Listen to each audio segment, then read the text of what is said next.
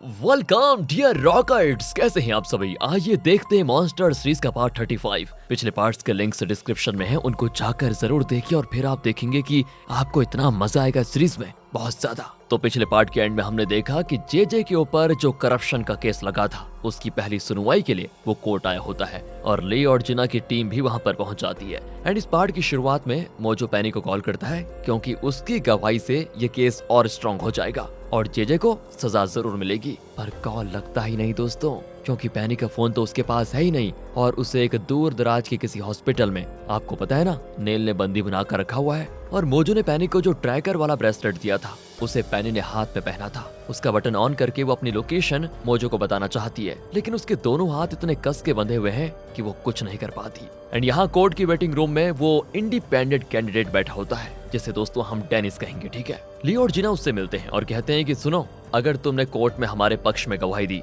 तो तुम्हारे जेल में होने के बावजूद हम तुम्हारे परिवार को एक बहुत बड़ी रकम देंगे। पर वो कहता है जे ने भी मुझे यही लालच दिया था, अब बताइए कि आप में और उसमें फर्क क्या है। इस पर ली कहता है कि अच्छा, तो क्या तुम बिना पैसे लिए मेरा काम कर दोगे, बताओ। देखो, मेरे पास तुम्हारे खिलाफ बहुत स्ट्रॉन्ग एविडेंस है, अगर तो मेरी बड़ी सजा मिलेगी। एंड दोस्तों, ली ये सारी बातें जरा धमकाने वाले टोन में कहता है। तो जॉन कहता है कि ऐसे मत धमकाओ भाई, कहीं ये डर ना जाए। तब जॉन डेनिस से कहता है कि देखो, तुम बस कोर्ट में सच बताओ और हमें कुछ नहीं चाहिए। यहाँ से वो कमरे के बाहर निकल जाते हैं, लेकिन तब जे कॉल करता है और वेटिंग रूम में टेबल के नीचे एक फोन रिंग करता है। दोस्तों, ये भी जे की सेटिंग थी। डेनिस उसे उठाकर कॉल अटेंड करता है, लेकिन जे की आवाज को सुनते वो कहता है, मैं तुम्हारी कोई भी बात नहीं सुनना चाहता, कहकर वो कॉल काटने वाला होता है। पर जे कहता है कि अगर तुमने कॉल काटा तो फिर तुम बहुत पछताओगे, सुन लो मेरी बात। थोड़ी देर के बाद तुम्हें एक और कॉल आएगा, अगर तुमने उस कॉल को नहीं उठाया तो सोचो तुम्हारी जिंदगी गई। इस धमकी के साथ जे कॉल काट देता है। अगले ही 1 मिनट में एक और कॉल आता है, लेकिन वो किसका कॉल है ये फिलहाल नहीं बताया जाता। दूसरी ओर दोस्तों, जिना सुनवाई से पहले जरा नर्वस होती है। एंड्रयू उसको हिम्मत देता है कि अरे इतना घबरा क्यों रही हो, हमारे पास तो बहुत ही स्ट्रॉन्ग एविडेंस है, मैं जानता हूँ तुम कोर्ट में जे की धज्जा उड़ाकर रख दोगी। कहकर वो जिना को एक स्कार्फ पहनाता है और कहता है, तुम्हें याद है जब तुम मेरी सेक्रेटरी थी तो तुम मुझे टाई पहनाया करती थी, और पता है तब मुझे बहुत ही रिलैक्स फील होता था, इसीलिए अब तुम्हें रिलैक्स करवाने के लिए मैं ये स्कार्फ पहना रहा हूँ। कोई आपत्ति तो नहीं है ना तुम्हें। दोस्तों, जिना के चेहरे पर एक अच्छी सी स्माइल आ जाती है और वो जरा कॉन्फिडेंट हो जाती है। इनकी दोस्ती और अंडरस्टैंडिंग देखकर तो दोस्तों यहाँ ली को कुछ कुछ होने लग जाता है। चलिए अगले सीन में आ जाइए। जे एंड्रयू से कहता है कि लगता है तुम जिना के साथ बहुत खुश हो बेटा, पर तुम गलत रास्ते पे जा रहे हो। एंड्रयू कहता है कि अच्छा, आप जैसे मॉन्स्टर के साथ रहने से ज्यादा खतरनाक रास्ता कुछ हो सकता है क्या। जे कहता है तो ठीक है, असली मॉन्स्टर को तो तुम अब देखोगे बेटा। एंड ये कहकर वो चला जाता है। यहाँ एंड्रयू भी कंफ्यूज होता है कि हमारे पास इसके खिलाफ इतने सारे एविडेंस है, पर यह है कि जरा भी नर्वस नहीं लग रहा। सुनवाई शुरू होती है और सरकार की तरफ से जिना जे से सवाल करना शुरू करती है। वो पूछती है कि बताइए, क्या आप पर जो इल्जाम लगा है कि आपने इलेक्शन जीतने के लिए डेनिस नाम के इंडिपेंडेंट कैंडिडेट को $2.5 मिलियन रिश्वत देकर अपनी पार्टी में शामिल किया था, क्या आप इस इल्जाम को कबूल करते हैं। देखिए दोस्तों, वो क्या कहता है, मैंने किसी को रिश्वत नहीं दी। हाँ, पर मैं नहीं जानता ये इल्जाम आप मुझ पर लगा क्यों रही है, क्या इसीलिए कि आपको शक है कि मैंने आपके भाई का कत्ल किया। देखिए, आपसे जो सवाल पूछा जाए सिर्फ उसी का जवाब दीजिए, केस की दिशा को मोड़ने की कोशिश मत कीजिए। जे कहता है तो और मैं क्या बताऊं, आपका सवाल ही ऐसा लगता है जैसे कि आप किसी पर्सनल रिवेंज के लिए मुझे टारगेट कर रही है। एक बेगुनाह को गुनहगार साबित करने की कोशिश कर क्यों रही है आप। दोस्तों, जिना गुस्से में उस पर चिल्ला देती है और जज जिना को वार्न करते हैं कि केस के सिलसिले में जो पूछना है सिर्फ वही पूछो, और मिस्टर जे जो पूछा जाए सिर्फ उसी का जवाब दीजिए। जे कहता है कि इनके पास मेरे खिलाफ कोई एविडेंस नहीं है, बेवजह मुझ पर इल्जाम लगा रही है। जिना कहती है एविडेंस है, और इस बात को खुद डेनिस ने कबूल कर लिया है। वो डेनिस से पूछती है कि आपने जे से रिश्वत ली थी ना, पर वो कहता है नहीं, इन्होंने मुझे पैसे नहीं दिए थे। बस दोस्तों, जिना चौंक कर पूछती है, ये क्या कह रहे हैं आप, कहीं आप किसी की धमकी से डरकर ऐसा स्टेटमेंट तो नहीं दे रहे। तब जे कुछ सोचने लगता है और फ्लैशबैक में दिखाते हैं दोस्तों कि डेनिस को जो दूसरा कॉल आया था वो वीडियो कॉल था जिसमें उसकी वाइफ और बेटी होती है। उन्हें देखकर डेनिस बहुत खुश हुआ था, लेकिन फिर पता चला कि दोनों बॉडीगार्ड के साथ हैं। ये भी जे की धमकाने वाली चाल थी कि अगर तुमने कोर्ट में मेरे खिलाफ कुछ बोला तो तुम्हारा परिवार जिंदा नहीं बचेगा। उसके बाद जे ने डेनिस को धमकाया था कि समझदार को इशारा काफी है बेटा, और मुझे पता है कि तुम समझदार हो, तो अब कोर्ट में जो कहना है कह लेना। एंड उसी की धमकी की वजह से डेनिस कोर्ट में ये स्टेटमेंट दे रहा है दोस्तों। जिना के हर सवाल का वो ना में जवाब देता है। ली की टीम के सभी लोग चौंक जाते हैं कि ये पासा तो पलट ही गया। इतने में जे अपने लॉयर को एक आइडिया देता है और वो डेनिस से पूछता है कि एक बात बताओ, जब तुम जेल में थे तो क्या तुम्हें अपनी जान को लेकर डर लगा था कि जेजे तुम्हें कभी मार डालेगा? दोस्तों, इसका भी वो ना में जवाब देता है। अब जीना जज से कहती है कि माय लॉर्ड, जेजे के खिलाफ एक और एविडेंस अभी आता ही होगा। जेल में उसने अपने आदमी से कहकर डेनिस के इंजेक्शन में जहर मिलाया था। खुशकिस्मती से वो पकड़ा गया, वरना डेनिस तो आज जिंदा नहीं बचता। इतने में जॉन उस इंजेक्शन की लैब रिपोर्ट लेकर आ जाता है। जिना उसको खोलकर देखती है तो एकदम चौंक जाती है, क्योंकि उसमें लिखा है कि उस इंजेक्शन में कोई भी जहर नहीं मिला था, वो एक नॉर्मल इंजेक्शन था। सोचिए दोस्तों, जिना का सबसे इम्पोर्टेंट एविडेंस इस तरह फेल हो गया तो उसकी क्या हालत हुई होगी। उसके पक्ष का हर एविडेंस फेल हो रहा था। तो अगली सुनवाई 4 दिन के बाद होगी, ये कहकर जज कोर्ट को डिसमिस कर देते हैं। और अब यहाँ जेजे का हौसला इतना बढ़ जाता है कि बाहर आकर वो जिना को चिढ़ाता है कि एक इनोसेंट आदमी पर और कितने इल्जाम लगाओगे तुम, मेरी मानो ये केस छोड़ दो। अब जिना मोजो से कहती है कि अगर हमें अगली सुनवाई में कुछ हद तक जीतना है ना, तो पैनी का आना बहुत जरूरी है। उसे कैसे भी करके हमें ढूंढना होगा। क्या आप उसको ट्रेस कर पाए? मोजो कहता है कि हाँ, उसका फोन तो नॉट रीचेबल आ रहा है, वैसे उसका ट्रैकिंग डिवाइस भी ऑन नहीं है, पता नहीं किस हालत में होगी, पर हाँ मैं पूरी कोशिश कर रहा हूँ उसको ढूंढने की। और ये बात ली सुन लेता है और मोजो को अकेले में ले जाकर पूछता है कि तुम अपने जिस एजेंट की बात कर रहे थे, क्या वो पैनी है? मोजो घबरा जाता है कि ली को आखिरकार पता चले गया, पर वो मान ही लेता है कि हाँ, वही जेजे के साथ रहकर हमारी मदद कर रही थी और वो कोरिया छोड़कर नहीं गई थी। ली भड़क जाता है कि तुमने ऐसा क्यों किया? अगर उसे कुछ हो जाएगा तो उसकी जिम्मेदारी कौन उठाएगा बताओ? मोजो कहता है कि तुमने तो उसे कोरिया से जाने के लिए कह दिया था, लेकिन वो तुम्हारी मदद करना चाहती थी। उसने मुझसे बहुत विनती की, इसलिए मैंने उसकी बात मान ली। ली दोस्तों इस पर चिल्ला देता है कि उसकी इतनी हिम्मत कि एक तो मैंने उसको जिंदा छोड़ा, पर वो हमारे रूल्स के खिलाफ जाकर यहीं पे रुकी थी, बताओ। और आपने मुझे बताना भी जरूरी नहीं समझा। जल्दी पैनी का पता लगाइए, वरना हम सब मुसीबत में फंस जाएंगे। दूसरी ओर दोस्तों, जेजे पैनी के पास जाता है तो देखता है कि उसने अपने हाथ खोलने की कोशिश की है। वो कहता है कि अरे तुम कुछ भी कर लो, पर यहाँ से बाहर जा ही नहीं सकती, और जब ये केस खत्म होगा तो जानती हो तुम्हारे साथ क्या करूंगा मैं? तुम्हें ले जाकर ली को सौंप दूंगा। अब मैंने सुना है कि ली ने तुम्हें जान से मारने का ऑर्डर दिया था, लेकिन फिर भी तुम्हें जिंदा छोड़ दिया उसने, और तुम्हें कोरिया से निकल जाने को कहा था, तुम्हें याद होगा? तो अब अगर वो तुम्हें देखेगा तो जरूर मार डालेगा। तुम भी शायद उसी के हाथों मरना पसंद करोगे, राइट? और मैं खुद तुम्हारी ख्वाहिश पूरी कर दूंगा, तुम टेंशन मत लो, कहकर वो चला जाता है दोस्तों।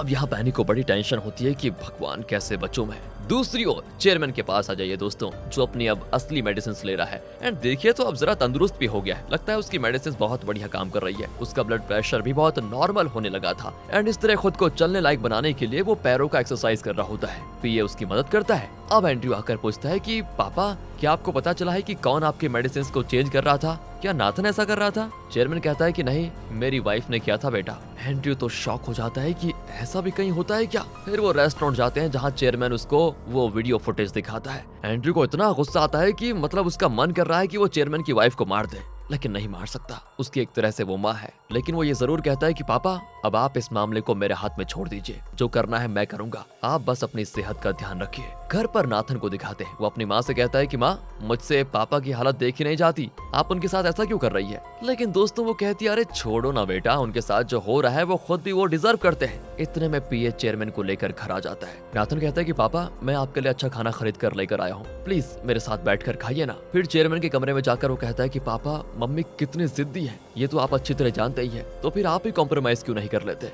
एक ही घर में आप और मम्मी इस तरह दुश्मन बन के घूम रहे हैं, बताओ कैसे चलेगा? मुझे बहुत दुख हो रहा है, आप एक काम कीजिए, सुलह कर लीजिए, कुछ दिनों के लिए मम्मी को ही चेयरमैन रहने दीजिए ना। दोस्तों वहाँ पर बेचारा बड़े तहे दिल से कह रहा होता है ताकि उसके पेरेंट्स के बीच मन मुटाव ना हो, लेकिन चेयरमैन को लगता है कि ये अपनी माँ के कहने पर ड्रामा कर रहा है। चेयरमैन कहता है कि तुम्हारी माँ ने भेजा है क्या तुम्हें कि जाओ पापा को पट्टी पढ़ाओ और मेरे रास्ते से उनको हटा दो? तुमने और तुम्हारी माँ ने मिलकर मेरा जीना हराम करके रखा हुआ है इतने सालों से, और एक बात बता दूं, तुम मेरे बेटे हो ही नहीं, निकलो यहाँ से, तुम्हारा तो मैं चेहरा भी नहीं देखना चाहता। कहकर दोस्तों वो पीए से कहता है कि मुझे नहीं चाहिए इसका ये लाया हुआ खाना, इसे कचड़े में फेंक दो। बेचारा नाथन पहली बार शायद कुछ दिल से कह रहा था, और ये सब सुनकर पूरी तरह टूट जाता है, उसकी आंखें नम हो जाती है। वो बाहर आता है और सोच लेता है कि पापा, आपने कभी मुझे समझने की कोशिश नहीं की, आगे भी आप मुझे मत समझना। लगता है दोस्तों उसने बेबसी में कोई फैसला कर लिया है। दूसरी ओर जिना को दिखाते हैं, वो ली और मोजो को बताती है कि अगली सुनवाई में पैनी को कोर्ट में आना ही होगा, वरना सोचो ये केस तो पूरी तरह हाथ से गया और जेजे पूरी तरह बच जाएगा।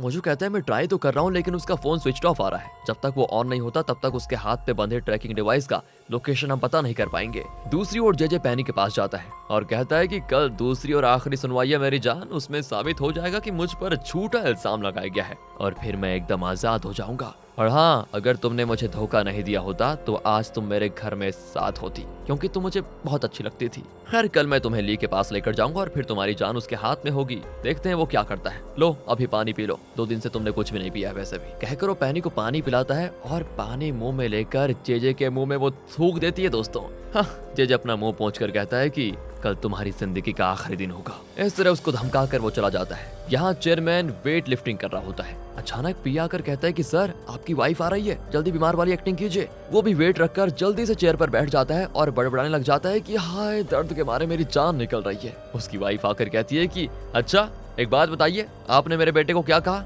वो इतना पीकर क्यों आ गया घर में? एक बात बताइए, क्या आप कभी उसे अपना बेटा नहीं मानेंगे? चेयरमैन कहता है, देखो मेरी तबीयत सच में बहुत ज्यादा खराब है, अभी तुम निकल जाओ यहाँ से। लेकिन दोस्तों, चेयरमैन की वाइफ गुस्से में छट से चेयरमैन के गाल पे मारकर कहती है, अगले शेयर होल्डर्स मीटिंग में देखो मैं तुम्हारे साथ क्या करती हूँ, फिर पता चलेगा तुम्हें। बताओ यार, मार के चली गई। चेयरमैन तो पागल की तरह हंसने लगता है कि देखो मेरी बेबसी, मुझे अपनी वाइफ से मार खानी पड़ रही है।